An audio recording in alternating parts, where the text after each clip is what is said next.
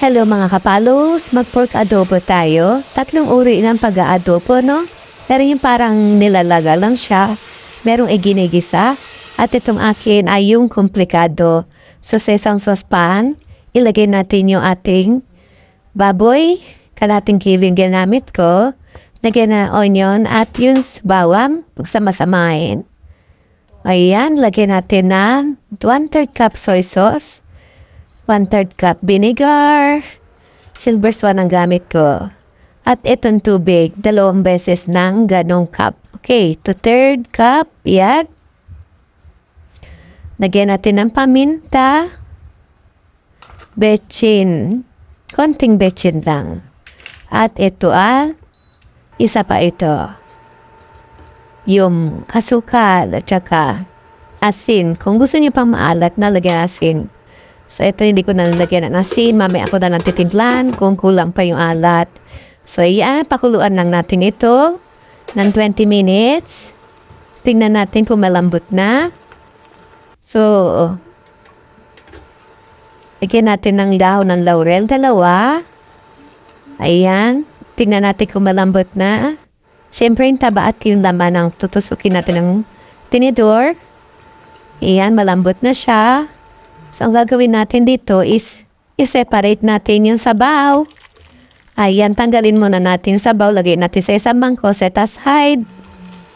At ito ay prituhin natin. So, lagyan natin ito na mantika.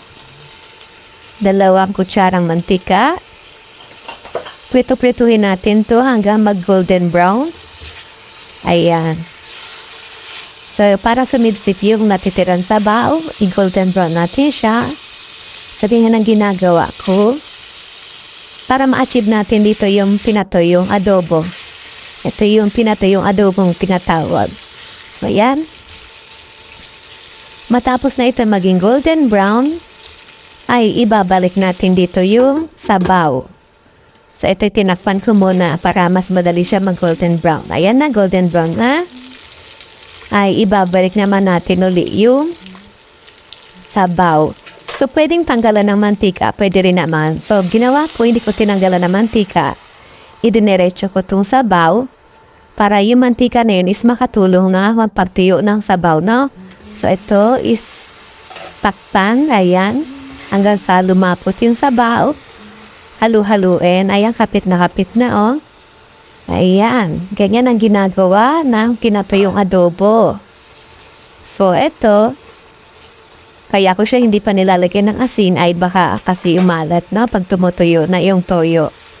So, tinignan ko ulit yung tenderness. Napakalambot to. Sarap ng taba. So, ayan na. Atuyin pa natin ng konti. Lagyan natin to ng sugar kung gusto natin matamis, no? Ako na konti kayo sa alat. Taktakan nyo na patis, wag asin. Ayan, patis ang itaktak nyo. So, ito na yung finished product. Kung gusto nyo yung menu for today. Thanks for watching. Please subscribe to my channel for more updates. Love you all. Bye.